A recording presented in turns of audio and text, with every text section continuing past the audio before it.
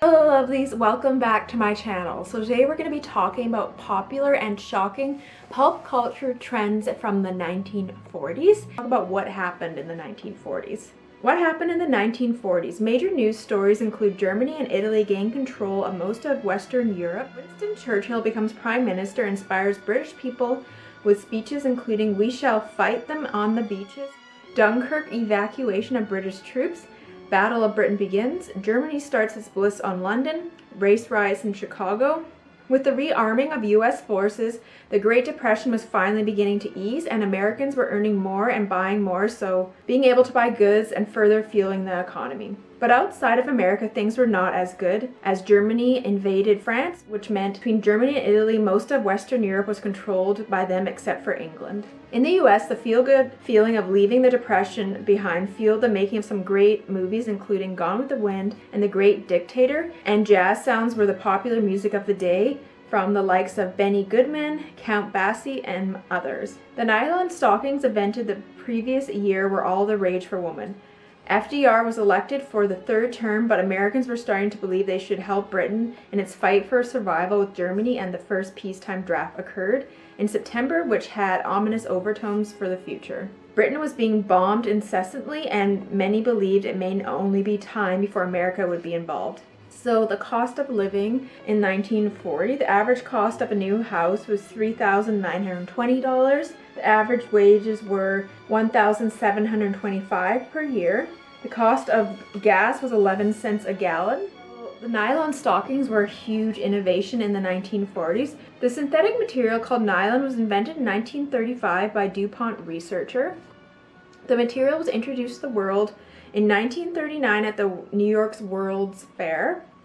Commercial production of the fabric began in the later months of 1939. Nylon stockings were sold to the general public beginning and were instantly popular, with millions of units sold right away. As the United States entered the Second World War in late 1941, DuPont would have to devote their resources to the production of war materials. This meant that nylons would not be found for sale during the war years. DuPont used the nylon materials to help make parachutes, tents, and ropes during the war, and nylon stockings became a scarce commodity. They were highly sought after by women and could be found being sold and traded on the black market. At the end of the war in 1945, DuPont announced that it would once again be able to produce and sell nylon stockings. Unfortunately, they were unable to match the high demand right away. In some cases, tens of thousands of women gathered to buy limited stock of stockings, and riots broke out when customers were forced to compete for a smaller number of products. The nylon riots ended by 1946, when full production was better able to meet the needs of customers. DuPont did keep a monopoly on the product until the early 1950s, when they started to allow licenses to other companies to produce the material, leading many people to believe that they made stockings scarce on purpose. And some popular movies from the 1940s are Citizen Kane from 1941, and this is an American drama film by Orson Welles, producer, co-screenwriter, and director and star. The picture was Welles' first feature film, also considered by many critics and filmmakers and fans to be the greatest film ever made. And another film from the 1940s is Casablanca in 1942, and it's an American wartime romantic drama film starring Humphrey Bogart and Ingrid Bergman. And another popular movie from the 1940s is Double Indemnity. This was from 1944, and it's an American psychological thriller and film noir directed by Billy Wilder. And the term double indemnity refers to a clause in certain life insurance policies that doubles a payout in rare cases when the death is accidental, such as falling off a train. Praised by many critics when first released, Double Indemnity was nominated for 7 Academy Awards but did not win any. It is widely regarded as a classic. It is often cited as having set the standard for film noir. And another popular film from the 1940s is It's a Wonderful Life in 1946. And it's an American Christmas fantasy drama film produced and directed by Frank Capra. And it was considered one of the best pictures of all time and nominated for 5 Academy Awards, including Best Picture. And another popular film is The Lost Weekend from 1945, and it's another American film noir drama directed by Billy Wilder. And this one was also nominated for several Academy Awards and won 4 of them for Best Picture, Best Director, Best Actor, and Best Adapted Screenplay. And famous movie stars from the 1940s were Laurence Olivier, who was born on May 22nd, 1907, and he was an English actor. And another famous, well-known actor from the 40s is Cary Grant, and he was born on January 18th, 1904, and passed away on November 29th, 1986. And he was an English-born American actor who was one of classic Hollywood's leading men. He's also known for his transatlantic accent. And another popular actor from the 1940s was James Stewart. He was born on May 20th, 1908, and passed away on July 2nd, 1997. He was an American actor, singer, and is known for his distinctive drawl and everyman screen persona. His career spanned 80 films from 1935 to 1991. James Stewart was considered the American ideal in the 20th century in the United States.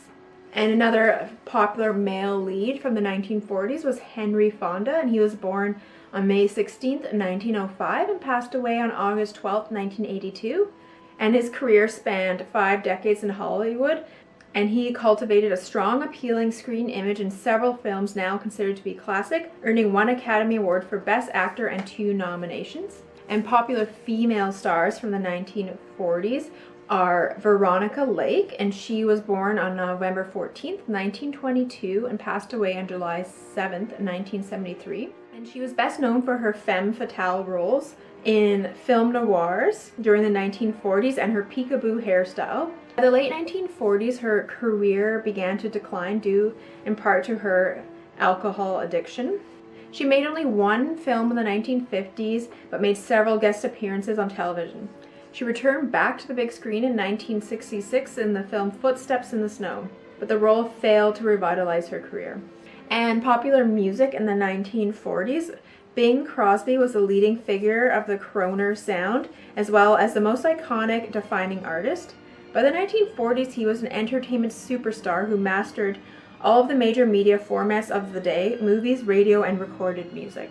And popular candies in the 1940s were Almond Joy, and this is a satisfying and chewy product that was first introduced right after World War II in 1946, and has sweet coconut with whole crunch almonds in a creamy milk chocolate bar. And another popular candy in the 1940s is BAZOOKA bubble gum. And enjoy individually wrapped soft retro bubble gum. This is a true nostalgic candy from the 40s. And unwrap each piece for a sweet gum plus a comic strip.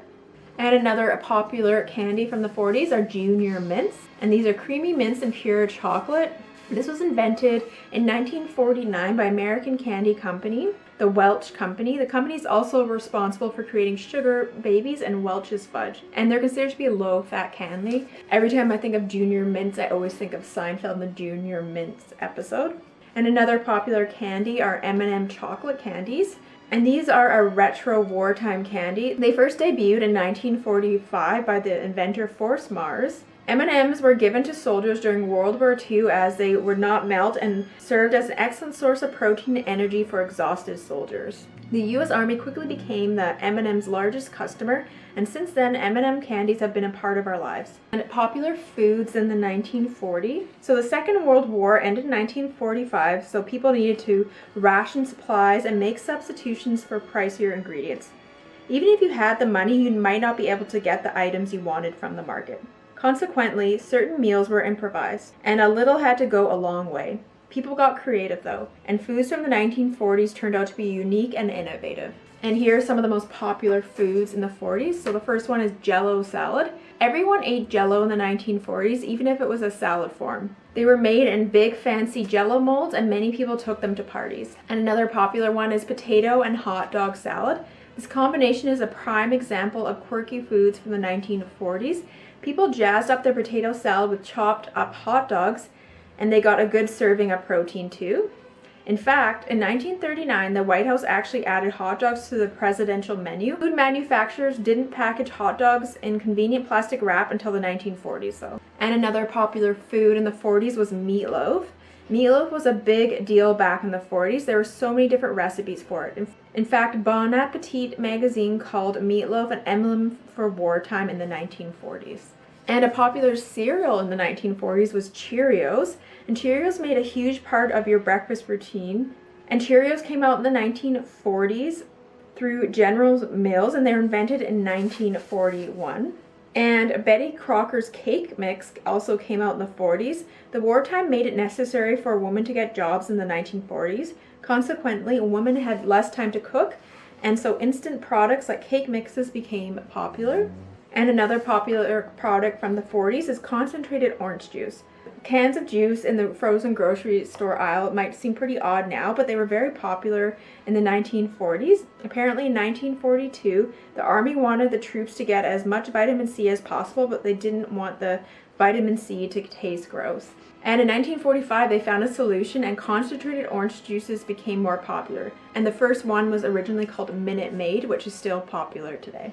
And popular inventions from the 1940s, so the color television is a huge invention. However, it was CBS and Peter Goldmark in the early 1940s who pioneered a system which transmitted an image in each of the 3 primary colors. By the 1950s, the color television already made its way to the homes of families in the West. And the microwave oven was another invention from the 1940s. Percy Spence is the man that brought the microwave over into existence in 1947. The invention was actually based off a radar technology that was created during the war. However, it is still far from the microwave that you love today. The countertop-friendly microwave did not make its way to the market until 1967. And another invention was the jukebox. Though the first coin-operated jukebox was already around in the 1890s, the jukebox you know today did not appear until the 1940s. The jukebox was so popular that at some point, nearly 2/3 of all American-produced records were being played in jukeboxes across the country. And now let's get into beauty products. So popular perfumes in the 1940s were Elsa Schiaparelli, Shocking, which is a surrealist fashion designer, and she also had her own perfume, and she made shoe-shaped hats, lobster dresses, and insect necklaces. And Shocking is the name of her first signature perfume. And the bottle is based on Mae West Curve, and Shocking was advertised with imagery from Chap's surrealist artist friend Salvador Dali. And the perfume is a sexy fusion of jasmine, roses, and ylang ylang. And another perfume that came out in the 1940s was Carvin's Ma Grip, and this is Judy Garland's favorite perfume. And it was launched by Paris, shooting tiny samples of the scent all over Paris. And this was revealed in 1946 for the first time. This perfume specifically targeted younger women. Already a darling of the couture set, Carvin hired a small plane to fly over Paris and drop thousands of tiny green and white parachutes, the perfume box colors, each with a cargo of a sample of the fragrance. Parisians were stunned and a massive traffic jam was created. It was a symbolic moment indicating to a war-battered community that France, luxury, and the perfume industry were firmly back on track. So 1940s makeup is one of the most vintage looks and quite easy to recreate. There was a push for all things natural, unlike the 1930s and 1950s, which favored reshaping eyebrows and contouring the face. 1940s makeup enhanced natural beauty with just a few tools. During the war, European women dealt with huge cosmetic shortages as petroleum and alcohol, some of the main ingredients in makeup at the time, were used for the war effort. When makeup ran out, women turned to home remedies to substitute, such as using beetroot juice to stain lips and petroleum jelly to darken lashes and shape eyebrows. In the United States, cosmetics continued to be manufactured throughout the war and were seen by the government as a morale booster for the busy woman of the home front. Women were encouraged to wear makeup all the time to hide sadness and attract men even while at work. Athletes even wore makeup. Color films had a big impact on the market, and women could now imitate the shades worn by Hollywood starlets. In 1948, between 80 and 90% of women wore lipstick. 2/3 wore rouge and 1/4 wore eye makeup. The makeup look of the 1940s is classic and sophisticated, but very simple to recreate. Faces were flawless and fresh looking. The overall look was natural and never painted on. Less was always better than more, which was good since most women were surviving on less and less in the early years. And popular makeup brands from the 1940s include Coty and Tangy, as well as Max Factor and Helena Rubinstein, Maybelline, Elizabeth Arden, and Dorothy Gray. And when it comes to fashion in the 1940s, if a woman was not naturally a hourglass shape, the clothes were designed to help her achieve the look. Being put together, cheerful and practical was the job of a woman during World War II.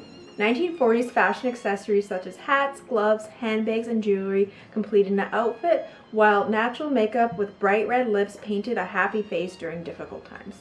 And popular trends in the 1940s for fashion were knee-length A-line dresses with puffed shoulders in patriotic colors, plaid A-line skirts with white button-down blouses, victory suits, man-tailored skirts and jackets, wide-leg high-waisted pants, workwear, overalls, and jeans created the rosy and riveteer look, shoes, peep-toe heels, loafers, oxfords, and wedge sandals. The two-piece bikini debuted, hats, turbans, headscarves, snoods, and flower clip-topped women's heads. So it was really interesting researching the 1940s. I always love going through each decade because I feel like I discover so much.